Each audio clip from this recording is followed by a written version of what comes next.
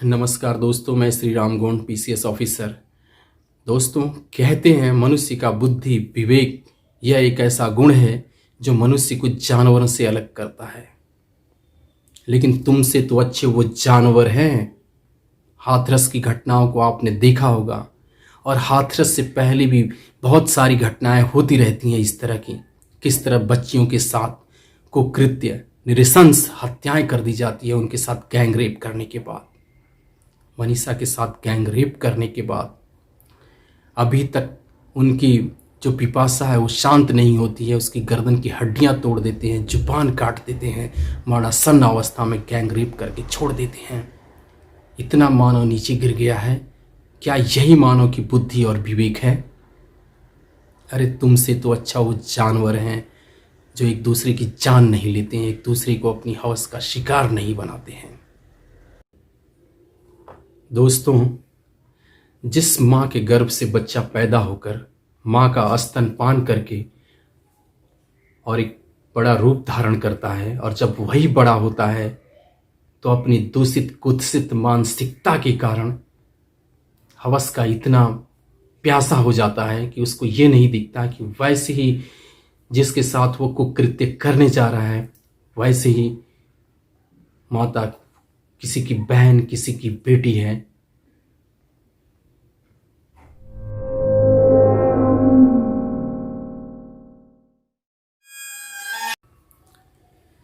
जिस माता के गर्भ से मनुष्य जन्म लेता है, एक बच्चे के रूप में जन्म लेता है, उसी का स्तनपान करके उसकी गोदों में लिपट कर बड़ा बनता है। और जब वही बड़ा होता है अपनी दूषित कलुषित मानसिकताओं के कारण अपनी हवस का इतना वशीभूत हो जाता है कि उन्हीं माता रूपी किसी बहन, किसी बेटी के साथ इज्जत के साथ खिलवाड़ करता है, अपनी हवस को शांत करता है, गैंग रेप जैसी घटनाएं करता है।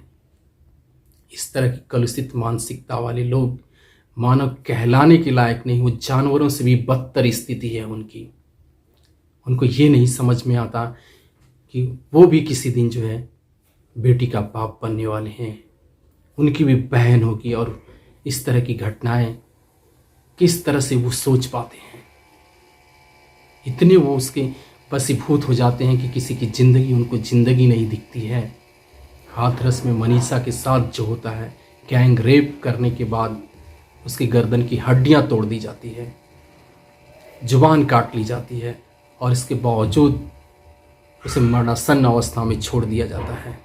जीवन और मौत के साथ जूझते हुए वह दम तोड़ देती है। और देश की दलाल मीडिया, जिन्हें कंगना याद आती है, रिया चक्रवर्ती याद आती है अपनी टीआरपी बढ़ाने के लिए, लेकिन जब एक देश की बेटी की बात आती है, कहते हैं बेटी बचाओ बेटी पढ़ाओ, बेटियां लक्ष्मी होती है। कहाँ गई ये मीडिया और कहाँ गई इनकी मानसिकता? क्या है इनका चरित्र?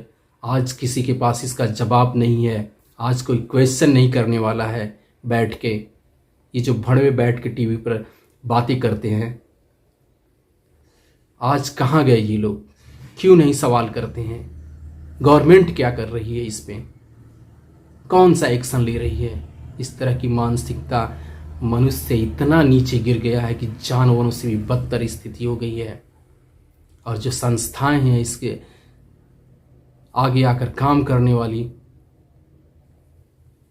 वो आज कहाँ हैं? क्यों नहीं आवाज उठाती हैं? एक हीरोइन का घर क्या टूटता है, जेड सिक्योरिटी की सुरक्षा दे दी जाती है। और एक महिला, एक बेटी के साथ रेप होता है और उन रेपिस्टों के बारे में उनको गिरफ्तार तक नहीं किया जाता है, उनको सजा नहीं मिलती है, जांच पे जांच। ये कौन सी मानसिकता है? बहुत दुख होता है इस तरह की घटनाएं सुनकर। एक बेटी के दर्द के बारे में सिर्फ नारा देने से काम नहीं चलता है।